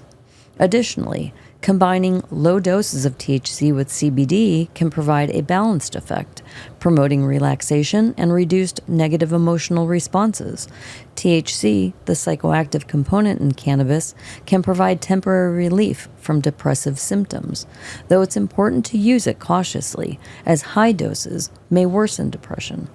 Some users report that cannabis helps them fall asleep more easily, it helps them relax, and it helps manage holiday-related grief. When using cannabis for depression, it is recommended to find strains with higher CBD and lower THC content. while terpenes like limonene, linalool, and beta-caryophyllene may also have antidepressive properties. However, it is crucial to note, while cannabis may offer temporary relief, it's not a cure for depression. There are also ways to manage holiday-related sadness. Recognizing it's normal to feel sad or stressed during the holidays can help alleviate some pressure. Adjusting expectations about what the holidays should look like can reduce feelings of inadequacy. Connecting with friends or support groups or even volunteering can help combat loneliness. And engaging in activities that promote relaxation and well-being can be beneficial. Understanding these factors and implementing some coping strategies we've talked about, like adding THC and CBD into your wellness routine, may help you navigate the emotional complexities of the holiday season more effectively. Nice. Yeah. We want everybody to try to do their best and be happy in the holiday season. Right? Definitely. I'm Scroogey, though. Yeah. It's all right. It's all right. One day I'll explain it to my brother why I'm Scroogey, because he gave me that name. Political, state, and business news. This is the kicker right here. This is the creme de la creme. Illinois, why do they always go 2 steps backwards? You're supposed to go 2 steps forward, right? And 1 step back?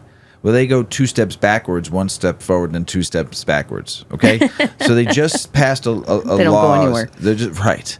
They just passed a law saying that you can't be pulled over for the smell of smoke coming out of your car. Mm-hmm. But now the court rules that the smell of marijuana justifies police searches of vehicles, raw marijuana. Like anyone's going to know, really, how many people can tell the difference? It's and isn't that like, yeah. It's just giving them reason. 2 steps backwards is the new song. It's just 1 step we're not forward. Moving. We're not even going forward. And then 2 at steps all. back again. Yeah.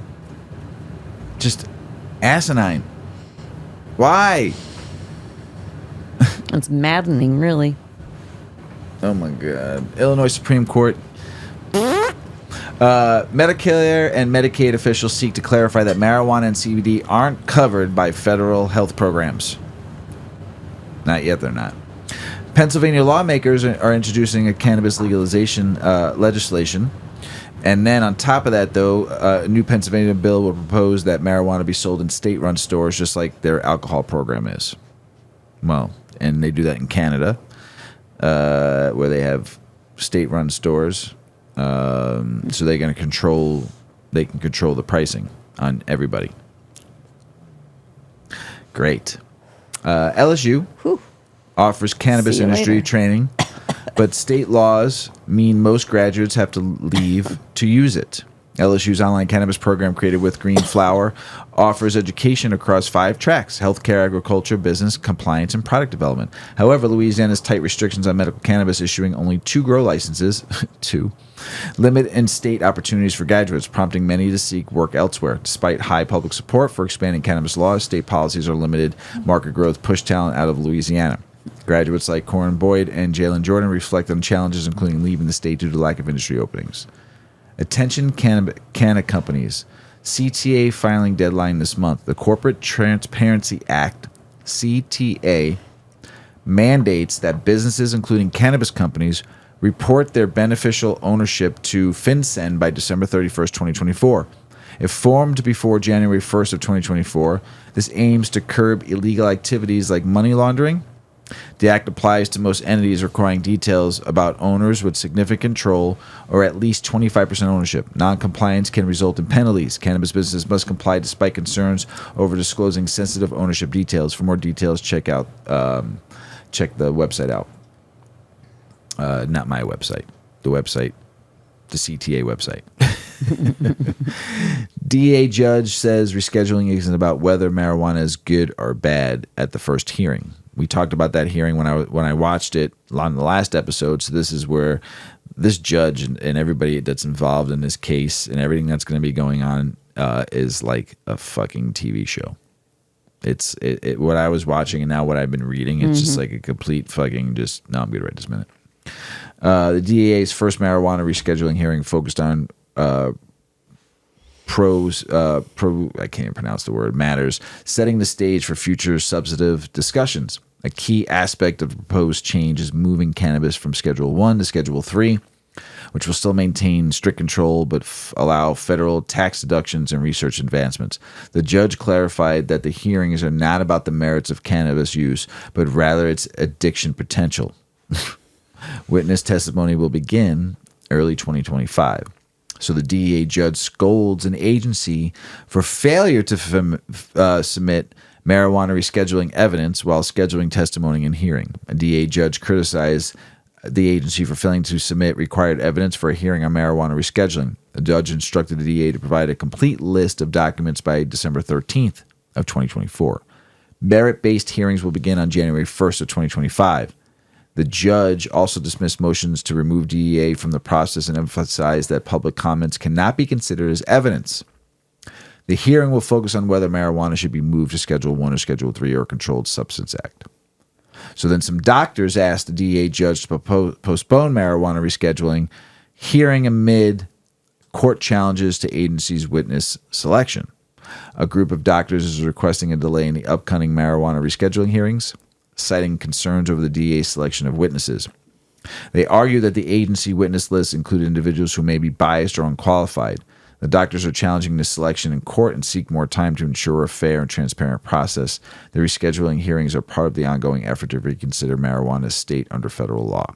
You can also go on, you can look up this case and you can now see the date of which each day and the date of each company or person that's been selected by the DEA on their testimonial to the judge and witnesses and everybody that's around. So you could see everybody each day. It goes all the way from January to like March. Wow. Yeah, it's going to be long.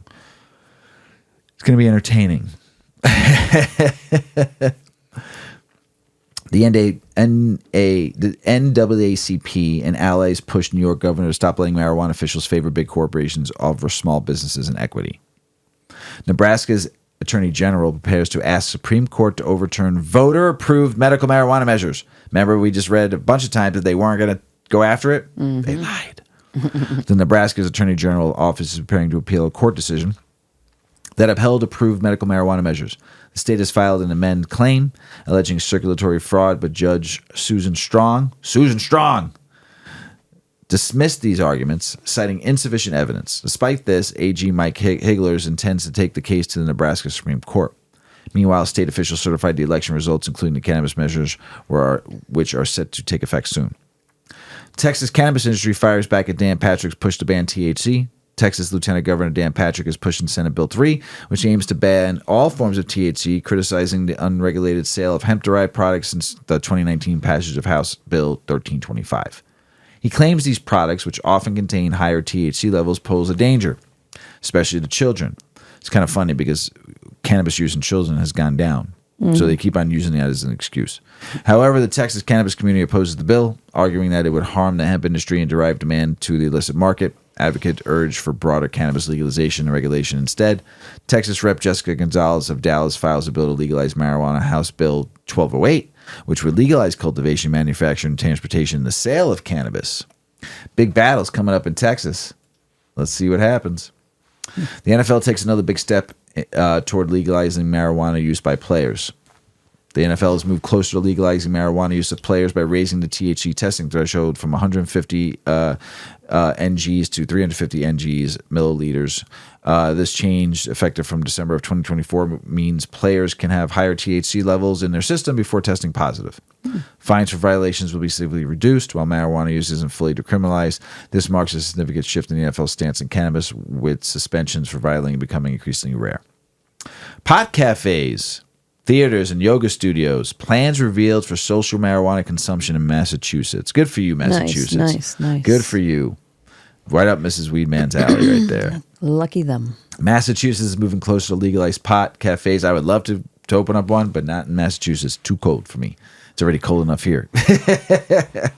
Social marijuana consumption establishments. The Cannabis Control Commission has outlined 3 types of licenses: supplemental for existing dispensaries with consumption space, hospitality for business like cafes or yoga studios, and event organizers for temporary consumption events like festivals.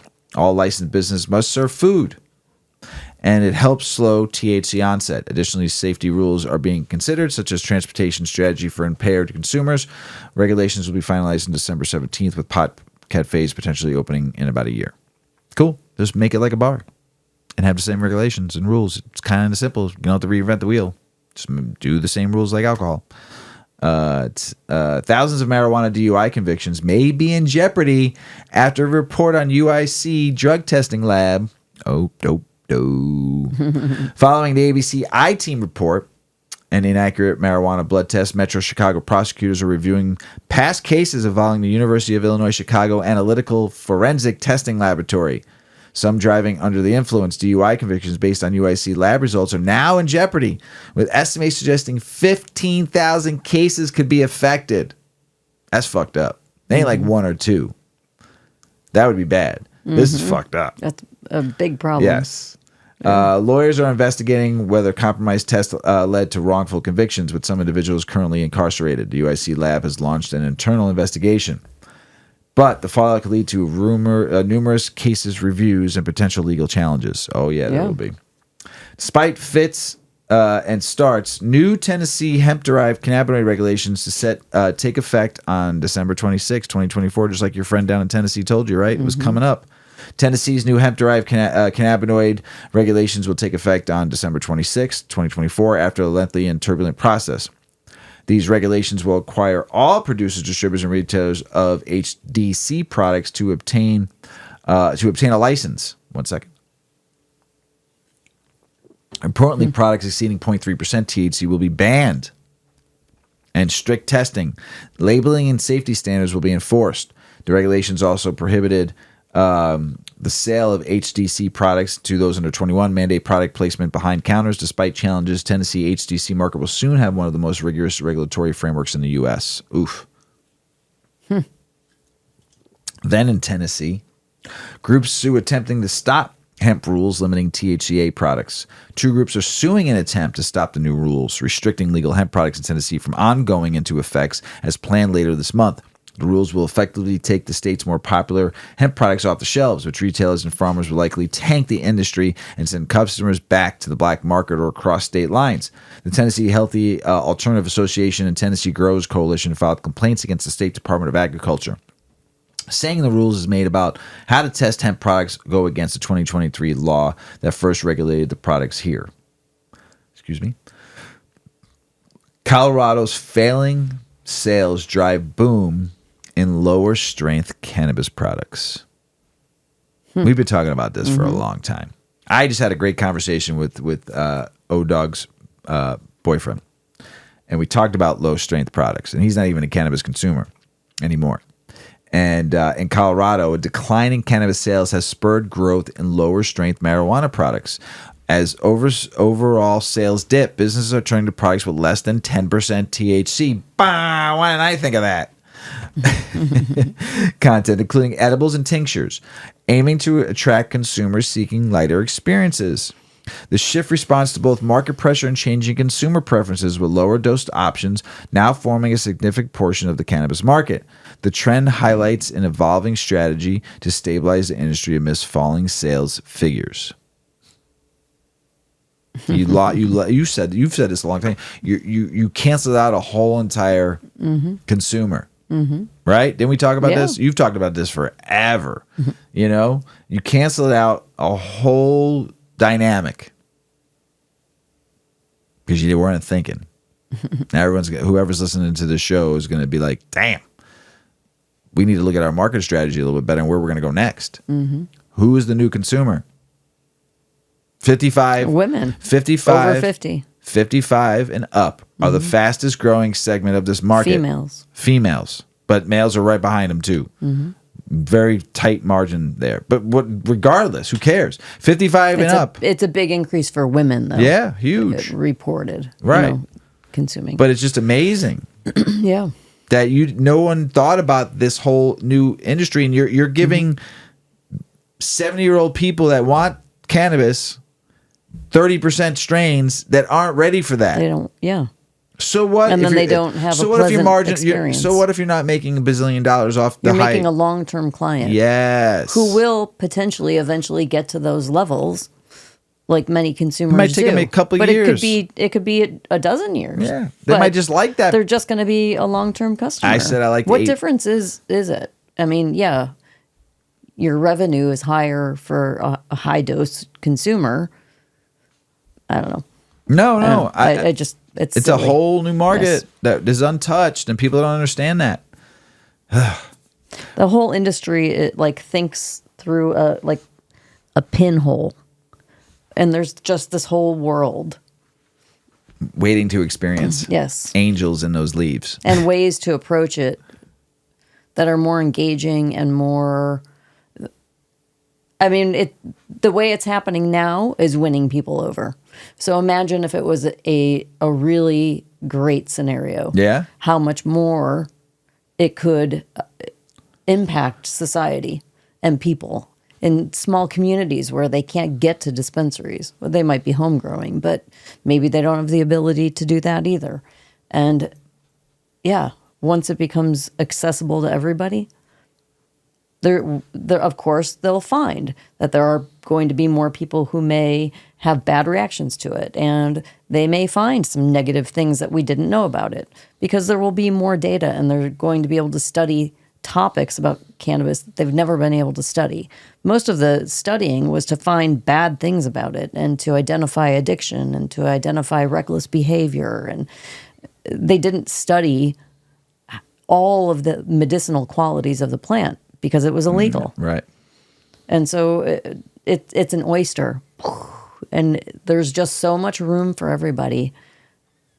And there's just so many avenues to look at, to expand upon, and to grasp and reach people. Yep. And to bring them into sharing Pull a wonderful them in. Like I always talk resource for about, life. pull them into the world of cannabis. Don't push them away. I mean, pull them the in. entire plant is beneficial to everybody, to the world.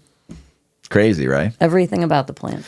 That's why the governments don't like it. So if you don't consume it, there's so many. You could build a home with it. You can regenerate your soil and your property with it. You can make clothing and make stationery. You can eat it. And you can smoke it. You can drink it. You can, you can use it for fuel in your car. You can build a car with it. Henry Ford built a car every bit out of of hemp. the plant. That's what Ford was built at first. Hemp mobiles. Yeah. Everything. It's a perfect plant. Yeah. Wichita, Kansas. First cannabis cafe is about to open, serving infused coffee and seltzer. Canna Cafe, set to open in Wichita, will be the first cannabis-infused cafe, offering THC beverages such as tea, seltzers, and mocktails. It will also feature educational events, games, and comedy. It's not legal in Kansas, so just hemp-derived THC. So he's going to, owner Brett Harris plans to expand the menu with infused pastries and cannabis cocktails, and hopes to franchise the concept. Good for you, Brett. Good luck. Thousands of Kansans, look, 2 articles about Kansans, are Missouri medical marijuana patients. A growing number of Kansans are turning to Missouri for medical marijuana. The Missouri legalized in 2022. Kansas lacks a state-level medical marijuana program promoting residents to cross the border for access. This trend highlights frustrations with Kansas' slow legislative progress on cannabis reform. Cannabis lawmakers are struggling to pass comprehensive cannabis legalization, and advocates are pushing for both medical and recreational marijuana to be legalized. Efforts to legalize cannabis in Kansas continue to face challenges despite the neighboring state's success. Kansas, man. You just got to get rid of them. People that don't, the old school mentality of thinking and not letting the voters vote for it and get what they want is outdated. It's over. Mm-hmm. Got to stop that from happening. Put it on the ballot. You want it, yes. Nebraska's going to try to screw you over. Nebraska, your constituents wanted it. Okay? Hey, what happened in North and South Dakota and Florida, not getting that vote, fucked up. Try again. Get more people out there. Get to that 60% threshold. Fight for legalization in your state. Medical, then recreational. Prove the point. Ohio GOP again proposes restricting marijuana and making it more expensive. I don't get why the GOP in Ohio has a stick up their ass about cannabis. I said it, Ohio. They have your GOP leaders have a stick in their ass when it comes to cannabis. Ohio Republicans have proposed changes to the state's marijuana law aiming to raise the tax rate from 10 to 15%, which would increase prices for consumers. So all those consumers, Ohio, are going to go right back to Michigan. I would. Mm-hmm. Fuck you. Local, because you don't care about your constituents. Local governments could add an additional 3% tax. Now you're set 18% tax on top of what all the other taxes. I'm going right back to Michigan. The proposal also includes allowing people to grow 6 plants per household and expunging records for those convicted of possessing amounts that are now legal. These revisions are part of the ongoing effort to shape the state's legal cannabis framework. It's already been shaped. You're just trying to fuck it up. People out there in Ohio, I love you. I'm telling you, do not let them do this to you. They have a stick in their ass. Oh my God. Are you kidding me right now? Well, I was at MJ BizCon and I totally missed all of MJ BizCon. There was an MJ's at MJ BizCon. Tell us all about it and who the winners are, Mrs. Weedman. Yeah. Well, now in its 13th year, MJ BizCon is the #1 global cannabis business conference and trade show. Each fall, the entire cannabis industry, ranging from the newest entrepreneurs to nationwide brands to MSOs, gather at MJ BizCon. The award-winning show is held annually at the Las Vegas Convention Center and showcases over 1,400 exhibitors, a 3-day conference and expo, pre-show forums, and over 100 industry speakers. MJ BizCon is known for its extraordinary networking, deals, and partnership building opportunities. More than 30,000 cannabis executives from around the world were expected to attend this year. MJ BizCon prides themselves on a fair and transparent judging process, beginning with the important first step of not allowing any kind of outside influence on the competition, specifically having a rule against any main sponsors or title sponsors participating in the competition. They invested in a third-party platform to host the public voting portion of the awards. They also verified each user's email to ensure votes were coming from real, active email accounts. Additionally, there was a data partner scrubbing through the tens of thousands of votes to ensure nothing looked out of place. The final judging component was a panel of industry professionals who looked at each nominee through a consumer's lens, researching the company's reputation, online presence, and overall consumer sentiment toward the product and/or service. The winners were chosen from the blended score between the public vote and the internal judging by the panel. The MJ's International Cannabis Awards for 2024 went to, for Business Service of the Year, Sapphire Risk Advisory Group. Yay. Yay. Financial Services of the Year, Green Check Verified. Yay. Business Software of the Year, Kaya Push. Woohoo. Law Firm of the Year, Vincente. Good Italian name. Hey. Retail Cannabis Brand of the Year, Zamnesia. I have amnesia because it's amnesia.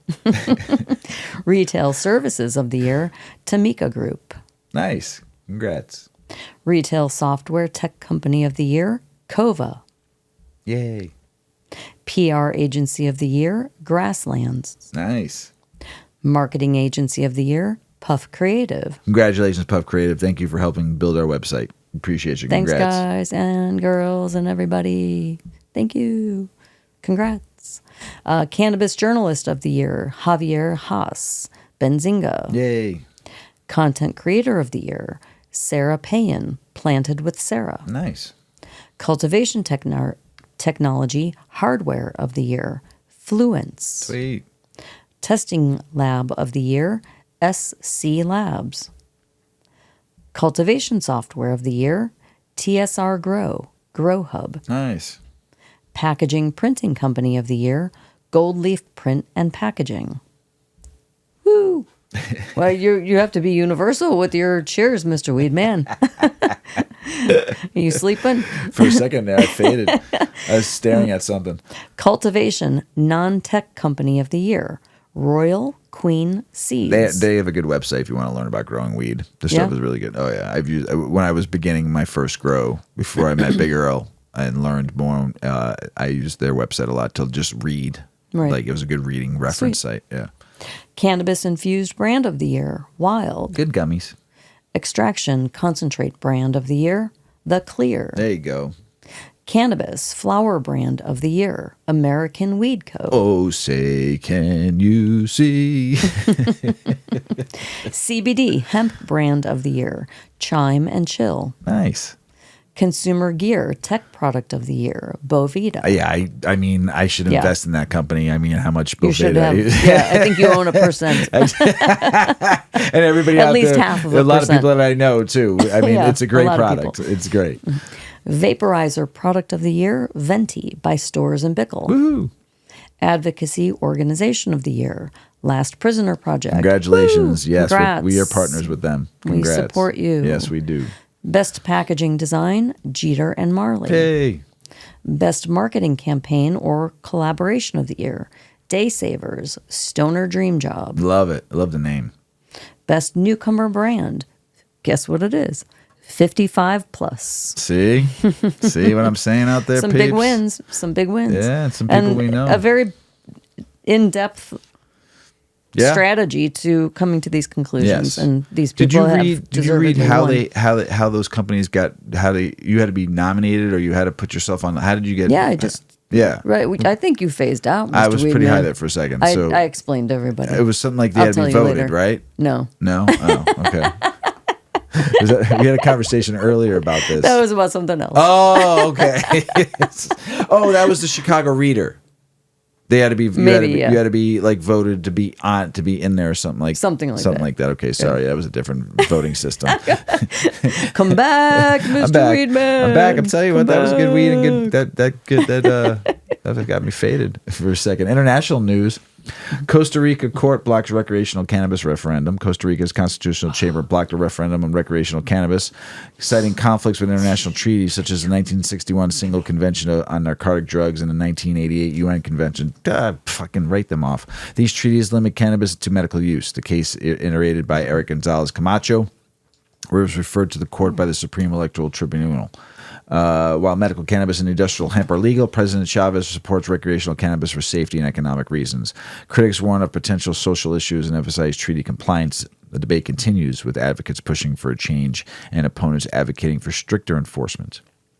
Brazil's Supreme Court legalizes hemp cultivation, manufacturing, and sales. The Brazil Supreme Court has legalized the cultivation, manufacturing, and sale of hemp-derived medicinal products, ruling that hemp with less than 0.3% THC is not subject to narcotics law. This decision follows Brazil's 2019 legalization of medical cannabis, which has relied on imports. The ruling mandates in government to establish regulations for the hemp industry within 6 months, aiming to ensure access to medical hemp products for health purposes. The decision is a significant step in the country's cannabis-related reforms. New Zealand cannabis grower to judge. Please, can I get the pots back? They're my mom's. My mum's. My mom's. A New Zealand cannabis grower, Kerr, we'll just say, who was sentenced to 2 years in prison for drug and firearm charges, requested the return of several items seized during a police search, including 2 pots that belonged to his mother. Despite his emotional plea, the judge allowed the return of the pots but upheld the sentence. Kerr, who faced charges for unlawful firearm possession and cannabis cultivation, had personal struggles, including the loss of his partner and concerns about his ailing grandmother. The UK sets... I thought that was cute, though. Can we get the pots back to his mom? UK set to approve first 3 CBD products in 2025 after public consultation. The UK is set to approve its first 3 CBD products in 2025. Talk about being behind the times. Jeez. After public consultation, the approval will follow the country's push to regulate CBD more rigorously. The process involves the extensive safety and effective review to ensure these products meet the necessary standards for public consumption. These upcoming approvals will mark a significant step forward for structured and CBD products offerings in the UK market. This is expected to establish a model of CBD regulations globally, given the UK's advanced stance compared to other regions. Also in the UK, there's a secret 10 million pound medical cannabis factory that it's a secret, but not anymore. Since the legalization of medical cannabis in the UK, prescriptions numbers have surged. Dalgety, a company aiming to expand cannabis production, has created a state-of-the-art facility for growing, packaging, and selling cannabis to pharmacies. The company, led by James Levesley, secured 2 licenses, one for cultivation and one for sales. They have invested 8 to 10 million pounds and are set to produce enough cannabis for 4,000 prescriptions monthly, despite the market growth. NHA's prescriptions remain limited, with private costs being a barrier for many patients, such as Laura, who uses legal cannabis for chronic relief. Grow Vida of Portugal, it's a Portugal company, acquires exclusive partnership with Lyft Australia to expand medical cannabis offerings in Australian market. I'm stuck on the size of that facility only being able to supply for 4,000 patients a month. Mm-hmm. There's only 4,000 prescriptions right now monthly. Right. And they supply. And that one they're facility. one of two. Wow. So crazy, right? Yeah. That was international news, everybody. Ricky Lake. We got some cultural news, right? Ricky Lake and Snoop Dogg, Mrs. Weedman, started some shit. Yeah. Tell us about it. Ricky Lake, for anyone maybe in their 40s and beyond, I would just say Gen Xers. Yeah, Yep. would know who Ricky Lake is. Well, she launches Ricky Lake and Bake. And Snoop Dogg launches an online cannabis store selling hemp-derived THCA products. Ricky Lake is getting into the cannabis industry. The former daytime talk show host announced the launch of Ricky Lake and Bake, a product that she collaborated on with the California-based cannabis company Stone Road Farms. I obviously believe in this medicine and in Stone Road's brand, and that's what they've built. Lake 56 stated in a press release. It is so aligned with where I am in my life, and I'm so happy to be bringing this out. One pouch of Ricky Lake and Bake contains a half ounce of Stone Road Farms infused solventless bubble hash, which is grown on the company's 57-acre farm in Nevada City, California. Lex Corwin, Stone Road Farms founder and CEO, was inspired to collaborate with Lake after visiting her Malibu home and learning that she not only consumes cannabis, she grows it too. After the Ricky Lake show ended, she released a documentary, The Business of Being Born, about home birth, and competed on Dancing with the Stars. In 2018, she unveiled another documentary, Weed the People, which explored cannabis as a treatment for pediatric cancer. She has since launched a wellness podcast, The High Life, with Ricky Lake.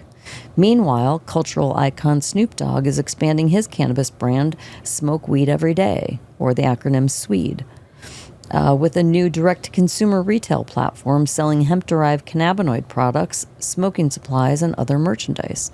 The launch of the platform will also act as a directory for Sweed's physical retail locations, including a Los Angeles dispensary and a coffee shop in Amsterdam, both of which were announced this summer.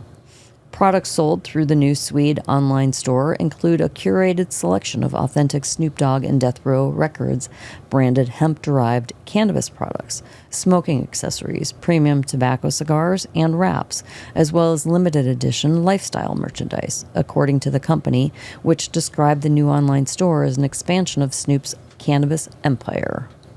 While he might be best known as a prolific consumer, Snoop has also advocated for reform, calling for a policy change at the NBA so players could use freely with cannabis off court.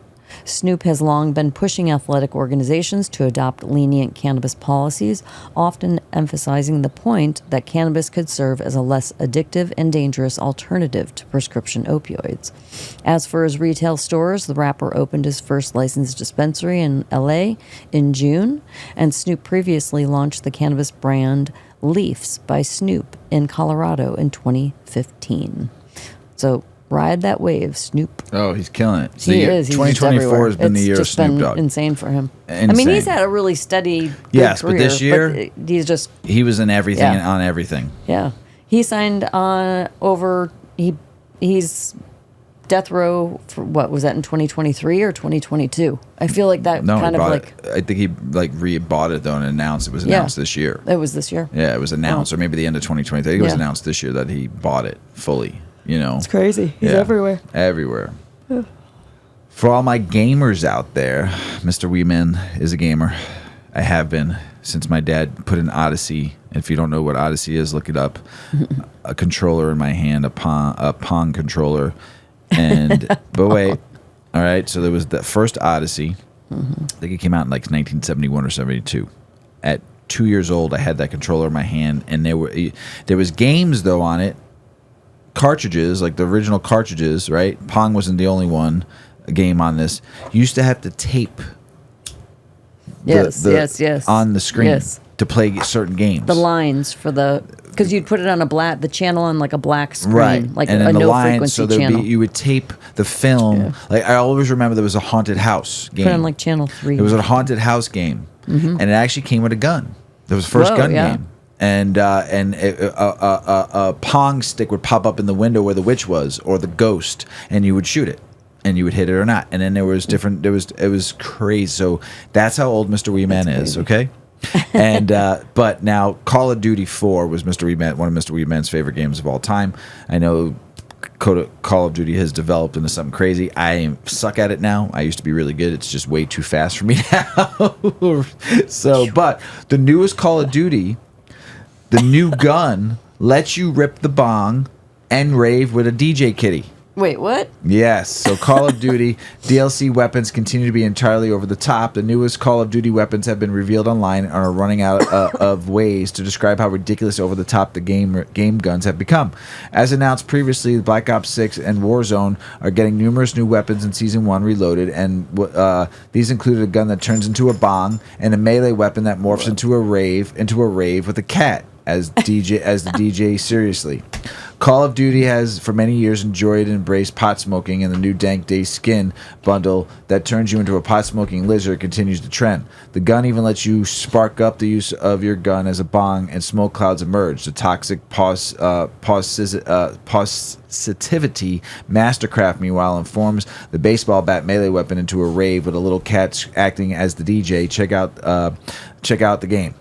I game with some of my son's friends. I've been gaming with them since they were kids. They played Halo 1 in my house, so I go on them and game with them, and they all play Black Ops and Call of Duty. So I have to ask if they got that gun yet, or I'll have to ask MC if he got the gun, or Do if he got the gun.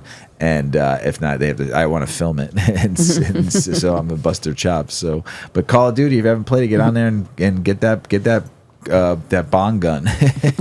Send me a picture or something of it. So wow, Mrs. Weedman, what a great show. Yeah, that hour and 45 minutes went by quick. Yeah, I just ripped a big old I cannot wait to rip fatty. the rest of that. I would like to thank Corner Boys. Thank you for throwing to the cause on this Rainbow Venom, and I highly suggest you find them and buy it because it's very good.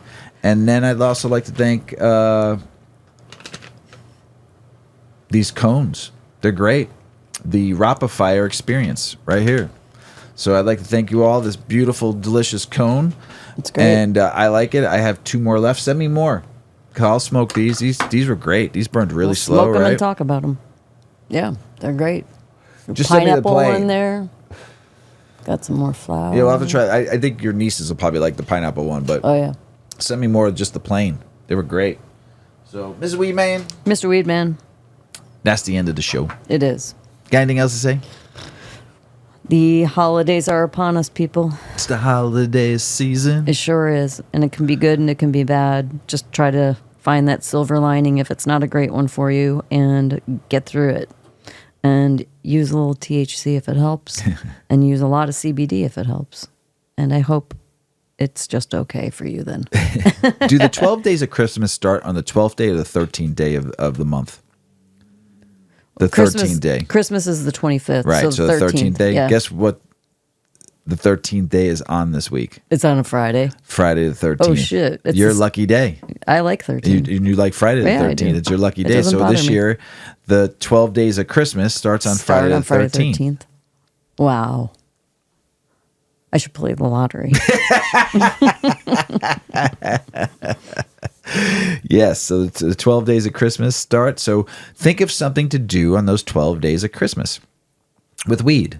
Yeah. Smoke a joint, day 1, right? Or think of something to do. 12 different ways of smoking weed.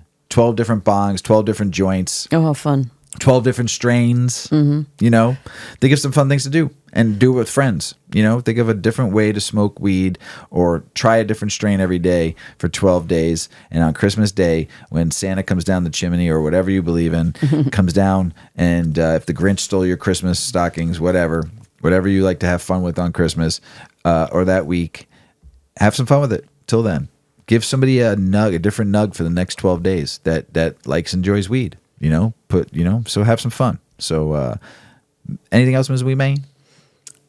Stay well, everybody.